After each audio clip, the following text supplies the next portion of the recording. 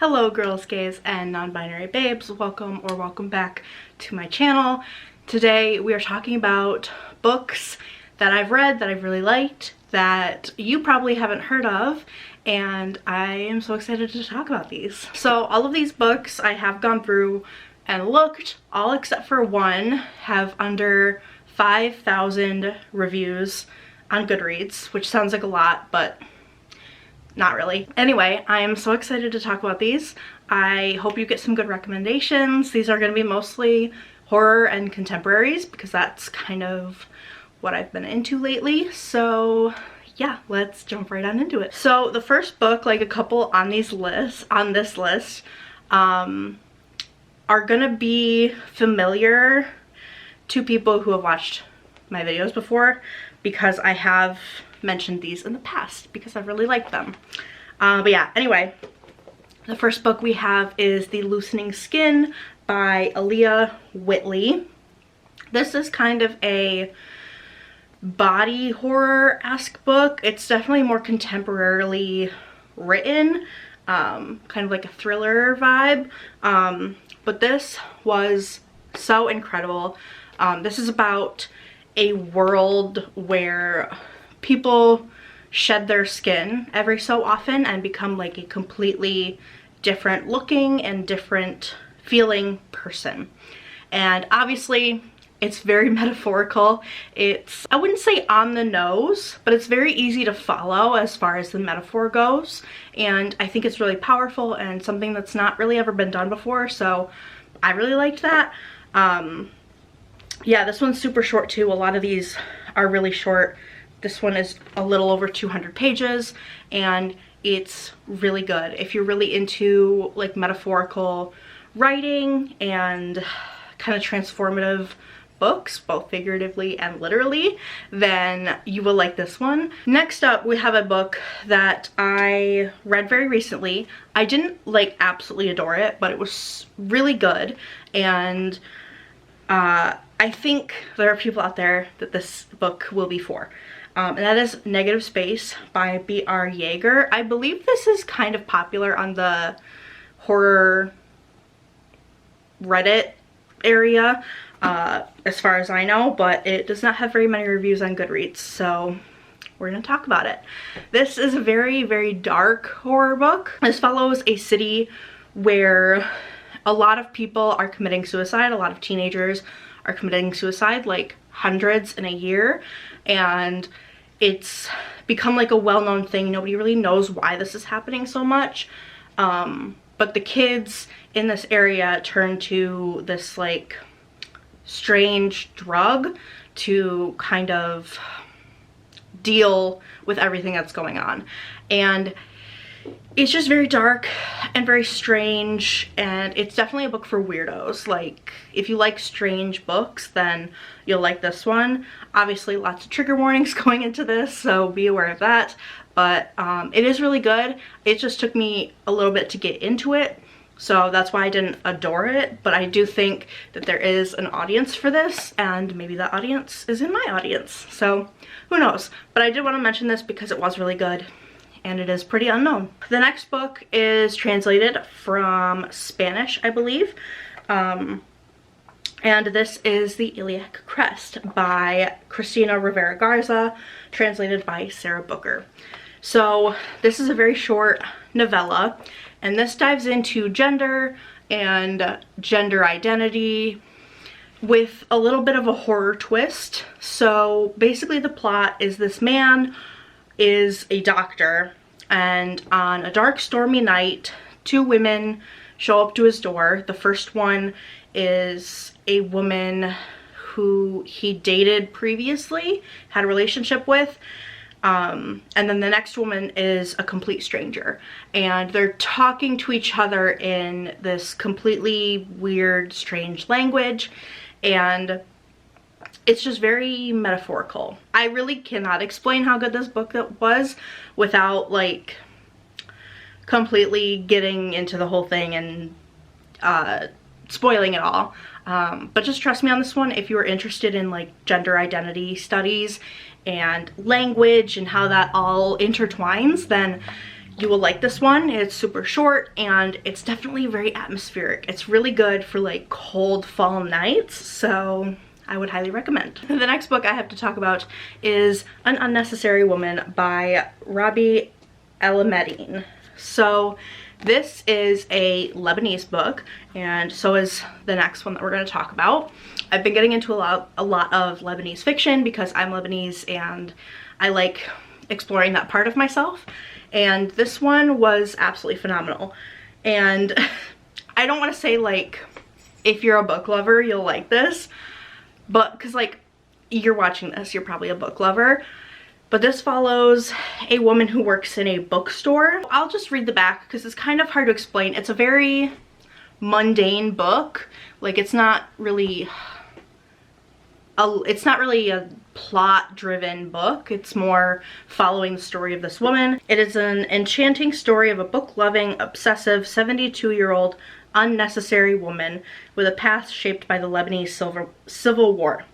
A love letter to literature and its power to define who we are, the prodigiously gifted author has given us a nuanced rendering of one woman's life in the Middle East.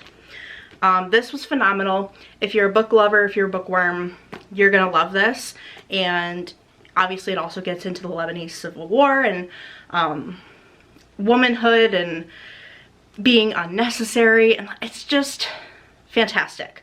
I cannot recommend this one enough. I absolutely adored it, and more people should be reading it because it's a book. Like, we're book lovers, and this is definitely like, I can't agree more with the whole love letter to literature thing. It's so beautiful. I highly recommend it. Okay, so this one is actually not translated. I misspoke, but it is still a Lebanese book, a book from a Lebanese author, and that is The Arsonist's City.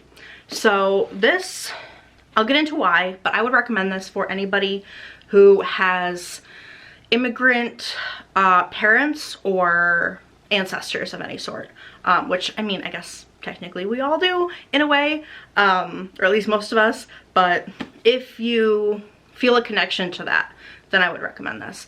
I'll get in obviously to what it's about. So this is about a family who is spread out over the world, basically. We have one Syrian parent, a Lebanese parent, and the kids are spread all across the United States. And this kind of takes bits and pieces from all of their lives, putting together this one story of how this family came to be and how they came to end up where they are. And it also follows present day, where their grandfather has recently passed and the father wants to sell the home in Lebanon, and this is like their childhood home, their family home, and they all kind of reconvene to deal with this. Very powerful. If you like stories about families and flawed people and the intricacies of that, then you would really like this one.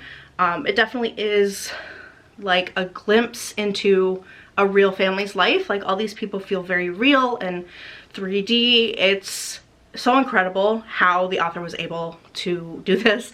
I'm always impressed by that, but I really highly recommend this one. Again, in general, for everybody. It is a contemporary, so I think it's fairly accessible. This is one of the longer ones on the list, but it's well worth it, and I was not ready for this to end. So yeah, highly recommend. Very good. This is the only one on this list over 5,000 reviews, but just barely, and it was just so good that I feel like it warrants mentioning anyway. The next book I have is a little bit out there for all my friends who like really gory, disturbing books, and that is To Be Devoured by Sarah Tantlinger. This, I've sat with this for a while. I think I rated it like 3 stars maybe when I first read it, but now that I've sat with it for so long, I really realized like how incredible it was, and I do want to do a reread of this pretty soon. This is another short little novella, and this follows a woman who has some mental issues, and she has a very dark fascination with vultures and animals like that eat, you know, like dead carcasses, and she's having these moments of time where she blacks out and she doesn't know what happens. And it follows a lot of her talking to her therapist and kind of going back and forth like that with her therapist about what's happening. It's kind of hard to explain like plot-wise, but it's set over the course of a few days, I believe, and it's just really dark. And I feel like if you're the type of person to like dark and disturbing books, you don't really care what it's about, really. But this one definitely deals with like mental illness, like very severe mental illness. So yeah, very fun read. Not for everybody, but definitely maybe for somebody out there, so had to recommend it. And the final book I want to talk about is actually nonfiction, but that is The Boys in the Bunkhouse, and I believe this is by Dan Barry. So the reason I know that none of you have heard of this is because the only reason I've read it, have heard about it, is because the author went to college near me, and so when I was in high school, this book was like a required reading kind of thing, and it ended up like changing my life. So The Boys in the Bunkhouse is, like I said, a nonfiction, and it follows these men who, I believe this was down in Texas, somewhere in the South, Louisiana maybe. Anyway, they were hired to work in a meat packaging plant, and they were all severely like mentally disabled, and they were essentially like abused and exploited for money and profits and all of that. And it talks about their lives. The author interviewed some of these men, and it's really dark and disturbing, and I think it's really essential reading for people because you don't think that this could happen. It didn't happen obviously like really recently, because I read this when I was in high school, so maybe like thinking early 2000s, I can't quite remember. But stuff like this does happen. Disabled people are exploited every day for profits and money, and this is just one of those stories, and it's extremely disturbing, and it's really hard to read about because you know all these events are real and they actually happened to real people. So I have to recommend this one. It's absolutely incredible, and I know none of you have heard of it or even like seen it anywhere. And that is going to do it for this video. I hope you guys enjoyed. I hope you got some new recommendations. Feel free to leave me some down below. I'm always looking for new recommendations. But yeah, thank you so much for watching, and I'll see you in the next one.